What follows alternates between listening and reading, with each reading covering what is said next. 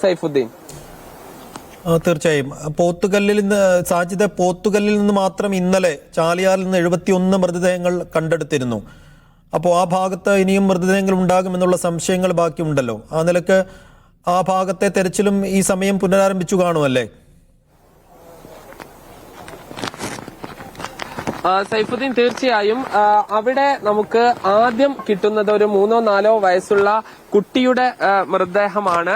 പിന്നീട് അങ്ങോട്ട് മൃതദേഹവും മൃതദേഹാവശിഷ്ടങ്ങളും ലഭിക്കുകയാണ്. നേരത്തെ ഫൈസൽ സൂചിപ്പിച്ച പോലെ ഈ ഉരുൾപൊട്ടി വന്ന ഈ വഴി നേരെ ചാലിയാറിന്റെ കൈവഴിയായ ഒരു പുഴയിലേക്ക് എത്തുന്നു. അവിടെ നിന്ന് ചാലിയാറിലേക്ക് ആണ് ഈ മൃതദേഹങ്ങളും മരങ്ങളും മറ്റുമെല്ലാം കുത്തി ഒഴുകിയത്. ആദ്യഘട്ടത്തിൽ ജനവാസ മേഖലയിൽ തങ്ങി നിന്ന മൃതദേഹങ്ങളാണ് കണ്ടെടുത്തത്. പിന്നീട് ഇന്നലെ അവിടെ മുണ്ടേരി ഫാം ഉണ്ട്, ഈ കാർഷിക വകുപ്പിന്റെ ഫാം ഉണ്ട്. ആ ഫാമിൽ നിന്ന് മുകളിലേക്ക് ഒരു 5 കിലോമീറ്റർ ആണ് ഈ തിരച്ചിൽ നടത്തിയത്. അതിനിടെ വീണ്ടും മൃതദേഹങ്ങൾ കണ്ടെത്തുകയും ഇന്നലെ നമ്മുടെ സംഘം, മീഡിയ വൺ സംഘം, ജംഷീറും പാലക്കാട് ക്യാമറ പേഴ്സൺ ഷിജു ചിറ്റൂരുമുള്ള ആളുകൾ ഈ സംഘത്തോടൊപ്പം ഉണ്ടായിരുന്നു. അവർ നിരവധി മൃതദേഹങ്ങൾ കോലിലും മറ്റും കെട്ടിക്കൊണ്ടുവരുന്ന ദയനീയമായ ചിത്രങ്ങൾ പങ്കുവെക്കുകയും ചെയ്തിരുന്നു. ഇന്നലെ 5 കിലോമീറ്റർ മാത്രമാണ് തിരച്ചിൽ നടത്താൻ കഴിഞ്ഞത്. ഇനിയും ഏതാണ്ട് 12 കിലോമീറ്റർ ഈ മുകളിലേക്ക് ഈ പുഴയുണ്ട്. ഇതിലൂടെ തിരച്ചിൽ നടത്തണം എന്നാണ് ലക്ഷ്യമിടുന്നത്. പക്ഷേ ഈ കാലാവസ്ഥ പ്രതികൂലമാകുകയും ഘോരവനമാണ്, അതിന്റെ ഒരു പ്രതിസന്ധിയുണ്ട്. ആ തിരച്ചിൽ നടത്തും. അതോടൊപ്പം ഈ ചാലിയാറിൽ തങ്ങി നിൽക്കാത്ത ആ അതിശക്തമായ കുത്തൊഴുക്കിൽ ഒരുപക്ഷെ ഈ ചാലിയാറിൽ നിൽക്കാതെ കടലിലേക്ക് വരെ എത്തിയിട്ടുണ്ടാവാനുള്ളൊരു സാധ്യതയുണ്ട്. അതും ഈ സംഘം, ഈ പോലീസും അതുപോലെ തന്നെ സൈന്യവും ഒന്നും തള്ളിക്കളയുന്നില്ല. ആ രീതിയിലാണ് ഉള്ളത്.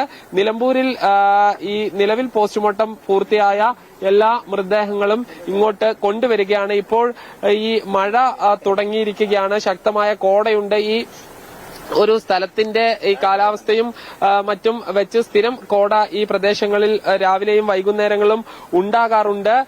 നിലവിൽ എന്തായാലും മഴ ശക്തമല്ലെങ്കിൽ കൂടി മഴ തുടങ്ങുകയാണെങ്കിൽ അത് ഈ രക്ഷാപ്രവർത്തനത്തിന് ചില പ്രതിസന്ധികൾ സൃഷ്ടിക്കും. സൈഫുദ്ദീൻ. തീർച്ചയായും സാജിദ്, ഇപ്പോൾ സാജിദും ജയ്സലും ജിഷ്ണുവും ഫൈസലും ഒക്കെ നിൽക്കുന്ന ആ നനഞ്ഞ ചെമ്മണ്ണിന് താഴെ ഒരു അങ്ങാടി ഉണ്ടായിരുന്നു, ഒരു കവലയുണ്ടായിരുന്നു. ഉണ്ടക്കൈ എന്ന കവല, ആ അങ്ങാടി തിരിച്ചറിയാൻ യാതൊരു അടയാളപ്പെടുത്തലും ബാക്കിയാകാതെ പൂർണ്ണമായും മണ്ണോട് ചേർന്നു എന്നുള്ളതാണ് സങ്കടകരമായ യാഥാർത്ഥ്യം. ആ കവലയിൽ ജീവിതം കരുപ്പിടിച്ചിരുന്നവർ, കച്ചവടക്കാർ, ആ അങ്ങാടിയിൽ, ആ കവലയിൽ വൈകുന്നേരങ്ങളിൽ ചായ കുടിക്കാൻ ഒരുമിച്ച് കൂടിയിരുന്നവർ, തമാശ പറഞ്ഞിരുന്നവർ, അനേകം മനുഷ്യർ ഇന്നില്ല. ഒറ്റ രാത്രിയിൽ, ആ രാവിരുട്ടിൽ അവരെല്ലാം മണ്ണോട് ചേർന്നുപോയി. അനേകം മനുഷ്യർ ഇപ്പോഴും മണ്ണിനടിയിൽ തന്നെയുണ്ട്. അവരെ കണ്ടെത്താനുള്ള തെരച്ചിലാണ് ഇപ്പോൾ ദൗത്യസംഘം അവിടെ നടത്തുന്നത്. കേരളം കണ്ട ഏറ്റവും വലിയ പ്രകൃതി ദുരന്തം സംഭവിച്ച 3-ാം നാളാണ് ഇന്ന്. ദൗത്യസംഘം, രക്ഷാപ്രവർത്തകർ അവരുടെ പ്രവർത്തനങ്ങൾ ഇന്ന് പുനരാരംഭിച്ചിട്ടുണ്ട്.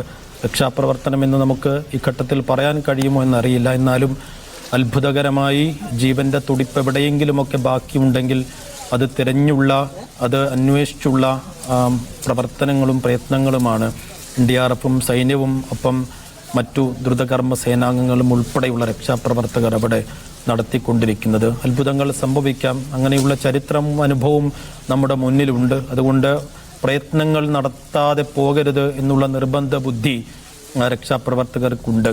ഓരോ വീടുകൾക്കടിയിലും ജീവന്റെ ഏതെങ്കിലും ഒരു തുടിപ്പ് ബാക്കിയാക്കുന്നുണ്ടെങ്കിൽ, ഒരാളെങ്കിലും നമുക്ക് ജീവിതത്തിലേക്ക് തിരിച്ചു കൊണ്ടുവരാനാകുന്നുവെങ്കിൽ അത് ഏറ്റവും വലിയ കാര്യമാണ്. ആ നിലക്കുള്ള പ്രവർത്തനവും പ്രയത്നവും പരിശ്രമവുമാണ് അവിടെ നടന്നുകൊണ്ടിരിക്കുന്നത്.